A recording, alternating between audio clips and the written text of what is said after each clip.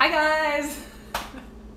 I have an audience today. Mel and Murphy are here. And apparently when I start all my videos, which I know I do, I just don't know how else to start them, I say, hey guys! So Mel is just making fun of me and my hey guys. Thanks for tuning in to this next edition of Instagram Live. It is very hot. I can see how sweaty I am on this video.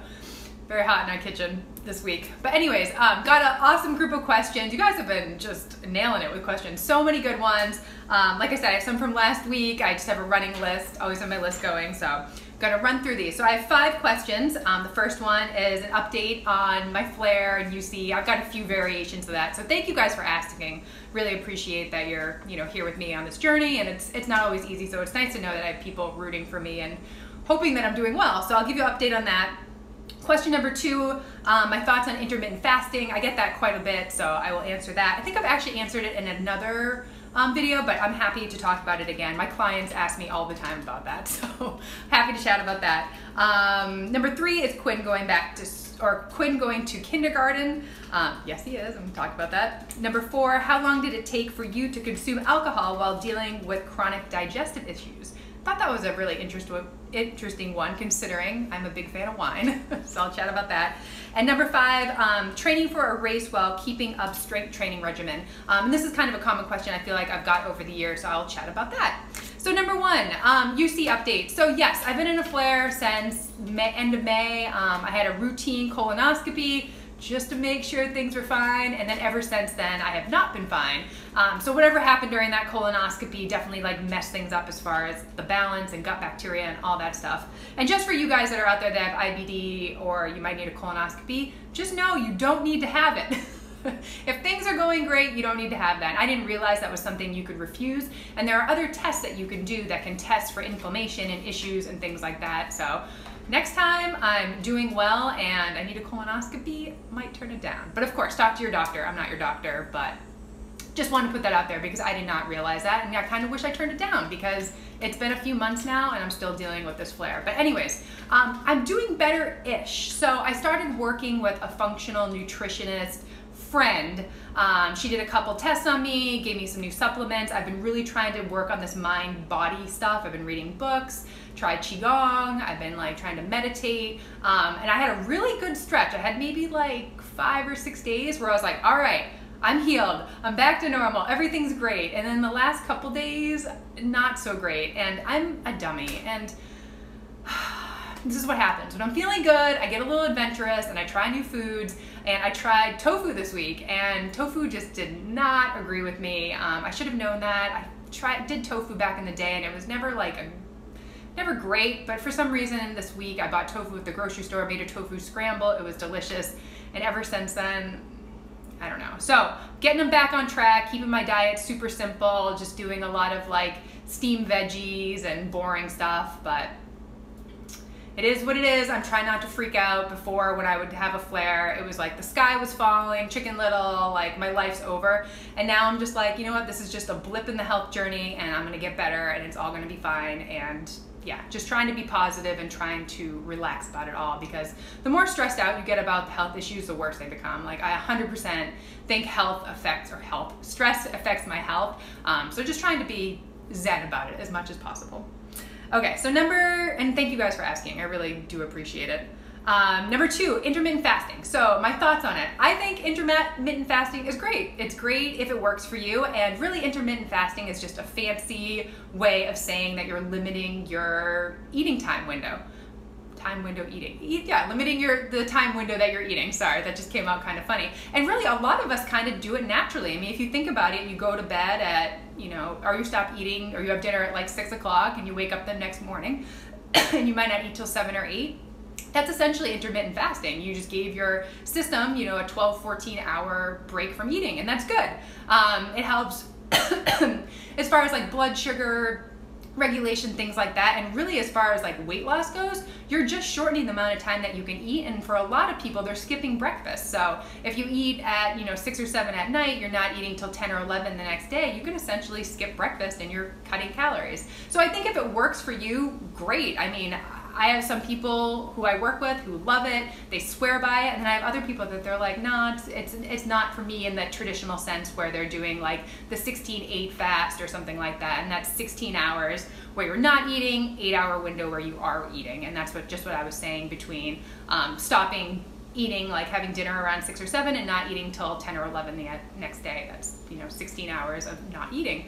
But yeah, I think it's good. I mean, I'll definitely do it from time to time, and sometimes I just naturally do it. Like I'll be busy in the morning and just won't have time for breakfast, and then I'll go work out, and then after my workout I eat something. So it just kind of depends on what works for you. I'm personally a fan of breakfast, so I mean, I'm always eating breakfast in the morning, but I do tend to eat dinner a little bit on the earlier side. Quinn's kind of an early dinner person too, so I mean, sometimes we're eating dinner at like 5. We had dinner the other night at like 4. So, we're finished early in the night, and then, we don't eat till the next day. So it's one of those things, I think, try it out, and it doesn't need to be like an all or none thing. You don't need to intermittent fast every single day for it to work. I mean, you can do it a few times a week, see how it makes you feel. Some people say it gives them like a lot of energy. Other people are just starving and cranky. So I think it just depends on you. But yeah, definitely something worth trying. I don't think it's like a magical like weight loss thing or anything like that. But I do think it has its benefits for, the right person that wants to try it.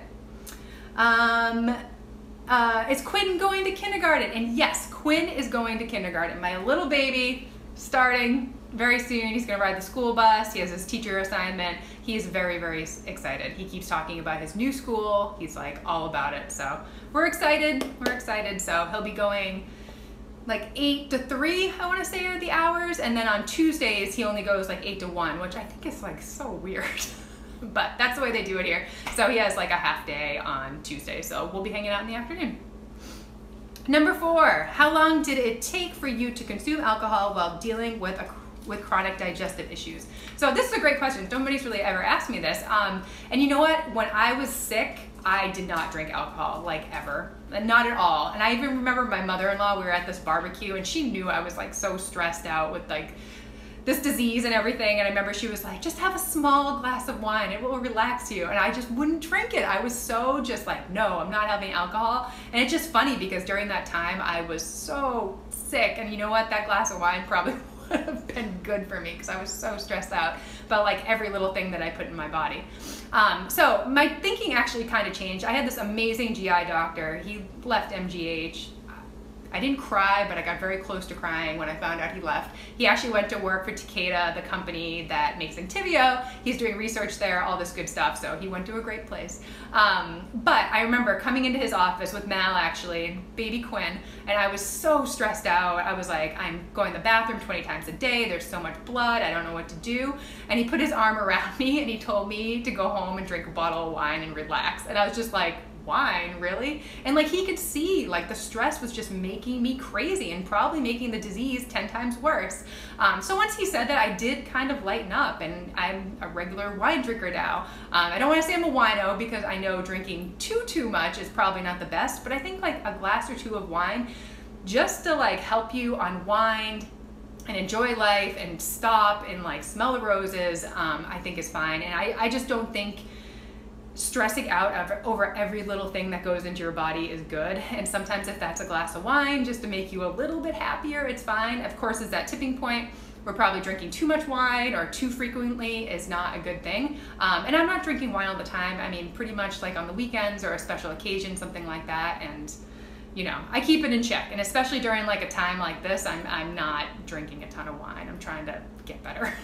But not to say I'm not drinking any wine. I'm not crazy. Because I do think life is more about, being happy. And I mean, sometimes the disease just takes it all out of you, takes all the happiness away. So, I think a glass of wine is probably fine every now and then.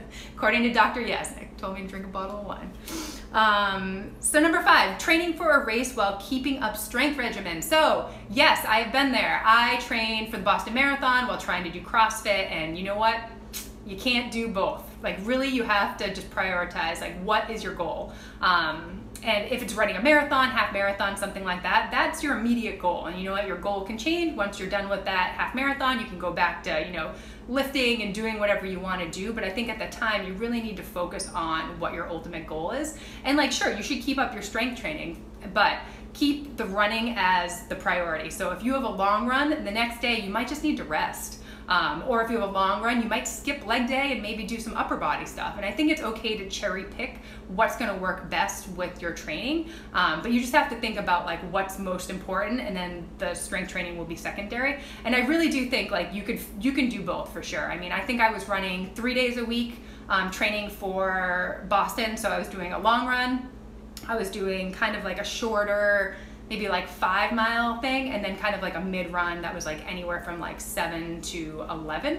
So I had 3 runs a week, and I was doing 2 to 3 days of CrossFit. And as my mileage increased, I cut back on that CrossFit and like the lifting and all that. I was probably down to 2 days a week, and I think at one point I was down to probably just once a week because I needed the rest days. And that's important too. Like, as much as you want to do it all, you can't, and the last thing you want to do is get injured from just doing too much, because again, your ultimate goal is race day and like doing well and training well. So like I said, it's temporary, that's your temporary goal, but like focus on what's most important to you, and then, you know, when it's over, get back to your normal routine of lifting and running and whatever else you do. I actually have a blog post on carrots and cakes, so I'll be sure to link that. But that's all I have for questions now. Thank you guys for tuning in. I'm sweating, it's very hot here today. So it's a perfect time to end this. But like I said, keep the questions coming. I love doing these. I love chatting with you guys, and I'll talk to you soon.